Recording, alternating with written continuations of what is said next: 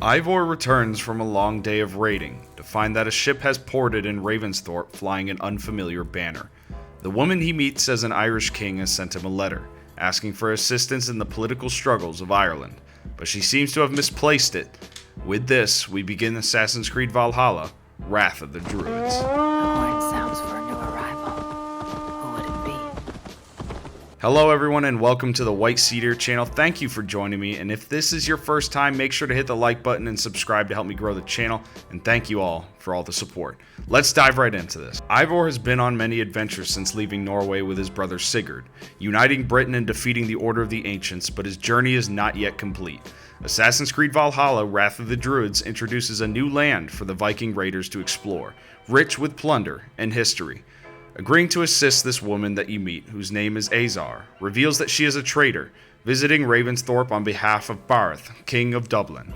To Eivor's confusion, the king claims to know him, and is specifically asking for his help. After completing a classic Assassin's Creed smash and grab quest to assist Eivor's trading ships in accessing British waters, it is revealed that King Barth is none other than the cousin of Eivor. It is then that Eivor gathers his band of burly Vikinger to set sail for the Emerald Isle.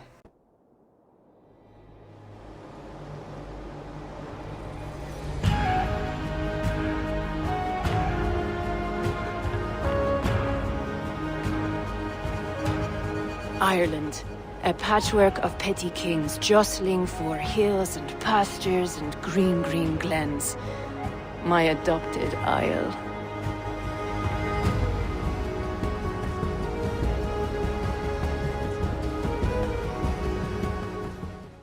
Immediately you are exposed to the beauty of Ireland as your ship enters its territorial waters. Upon seeing the grandeur of Dublin, you immediately know you're in for a treat. Assassin's Creed Valhalla, Wrath of the Druids thrusts you into the middle of a sensitive political situation, one which pits the native Irish pagans, Irish Christians, and Dane heathens against each other. The story is traditional to Assassin's Creed: politics, lore, mystery, murder, history, and a touch of the ones who came before. The story is full of great dialogue and writing, filled with big moments in Irish history, like the crowning of King Flann Sinna and the Christian purge of the old pagan religion. It should be noted that Eivor seems out of place during the journey, laying back or staying on the side, but quickly gains the trust of some of Ireland's most powerful men and women. One aspect of this DLC that should be highlighted is the music. From the ambient music, synchronization music, and the beautiful singing from the High Poetess of Ireland, Ciara, Assassin's Creed Valhalla, Wrath of the Druids harmoniously blends traditional Irish sounds with a modern touch of bass and beat. The music conveys a story of the land that you traverse, mystery, evil, light, love, and will make many moments during this escapade seem epic in proportion to the main game.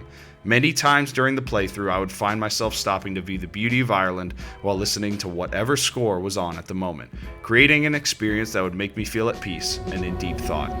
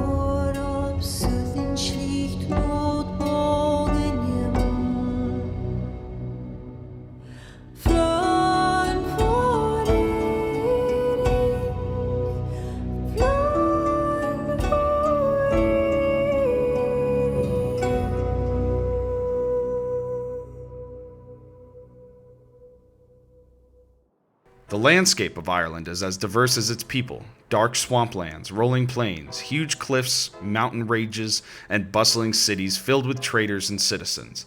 Ireland is also filled with many mysteries and Easter eggs to find during your trip, and tied to the history of Ireland. In true fashion of modern Assassin's Creed, there is an incentive to explore and discover.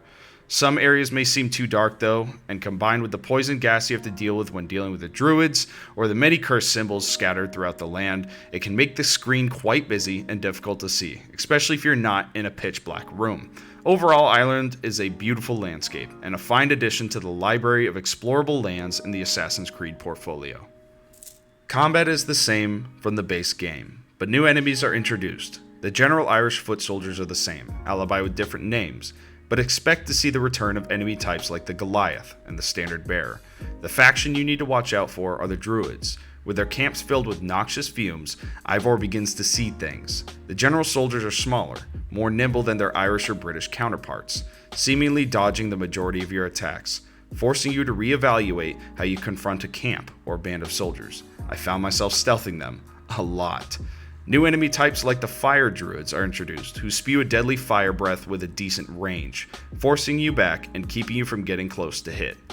Also, mythical creatures are introduced with the Werewolf. The Werewolf is quick and can hit quickly, but is no more dangerous than the average war dog. Also, to be clear, I am fighting while dual wielding Excalibur and Mjolnir, so I might be cheating here. Overall, this is a welcome addition to Assassin's Creed Valhalla. With already 110 hours into my playthrough walking into this expansion, I felt no issues with continuing on the quest for Eivor to strengthen his clan. I'd give this a strong buy recommendation for those of you who have played Assassin's Creed Valhalla. Thank you all for joining me for this video, and if you enjoyed it, make sure you like the video and subscribe to the channel for more. Also, let me know what you think. Go to the comments below and give me your thoughts on Assassin's Creed Valhalla Wrath of the Druids. Alright everybody, that's the video. Love y'all. Take it easy now.